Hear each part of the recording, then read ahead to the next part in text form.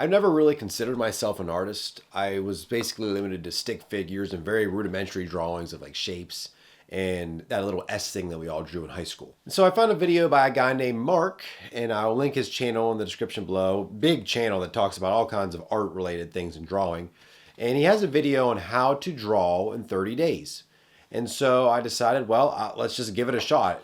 And so his video contains 30 different exercises, one you're supposed to do each day. And during those other times, there's other room here I can show you where I also did other little sketches on the side or maybe other little videos that I found to kind of supplement it, because it really doesn't take long, especially the first couple exercises, and there's the temptation to just zip through the whole thing.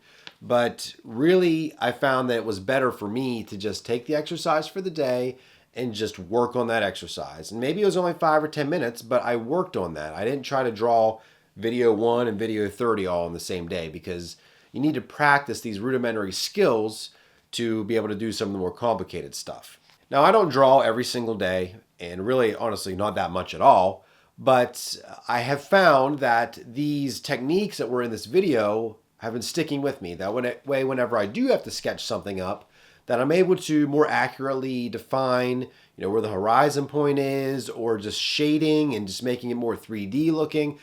I definitely feel it has helped me better my sketching skills. And also my kids are a little bit more impressed because I can draw animals that look a little bit more like animals and less like blobs on a piece of paper. And so this is my notebook that I used, and it goes to just drawing your basic shapes and cylinders and shading the whole way to drawing like a human anatomy of a skull.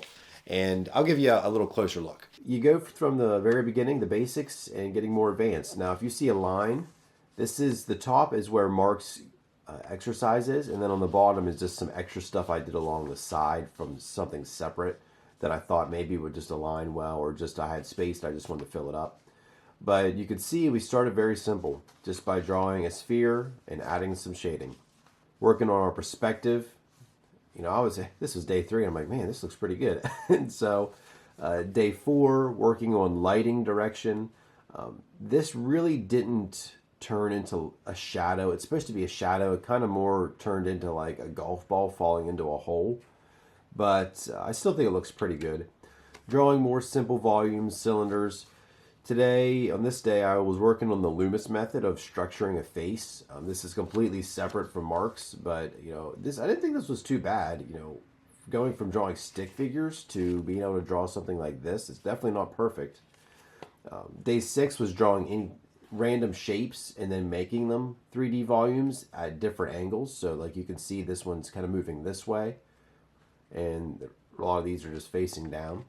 And then I actually really like this one. This was day 20, where I'm drawing a cup with like a mug of hot chocolate. The handle perspective is a little bit off. I tried, messing with it a little bit. It kind of looks like it needs to be, I don't know, either further up this way or further this way. And the perspective just looks a little bit off here. Working on horizon points, horizon lines, kind of drawing a street with a horizon line. A floating chest based off of 2 horizons, and just working on different things. Drawing a hand. I had to model my own hand and draw it. My wrist feels a little bit thick here. This was a really cool one. Drawing a maze, all based off of these horizon lines. Drawing a box rotating, and then these were the last 2. Drawing a fist holding a cylinder, which I thought was okay, and then day 30 was drawing a human anatomy skull. And I added these Loomis method lines here just to kind of try to, the way that the skull is looking, and trying to assign where these lines would be, because these are all usually spaced apart on a human face. Like that's how you would draw a face, like have these things evenly spaced apart. And so this was really surprising how this turned out. Now you do use reference. You look at a skull and you try to use that as reference to draw this, but I never thought I would get to that. I shouldn't say I never thought. I never really imagined myself being able to do something like this, but going step by step through all these days and building on the foundations to the point where you can do something like this was definitely helpful, and I really enjoyed doing it. So if you're somebody who's looking to improve your drawing skills, I would definitely recommend Mark's video. It's a great video and he just covers a wide range of things.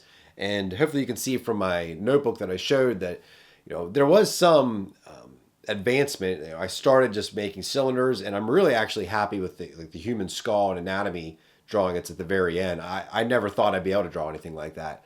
And it's just good. It's a good skill. And I think everybody should try to pursue to being able to draw and sketch things. And I would highly recommend it to anybody who's just trying to, like I said, develop a new skill or just try something new.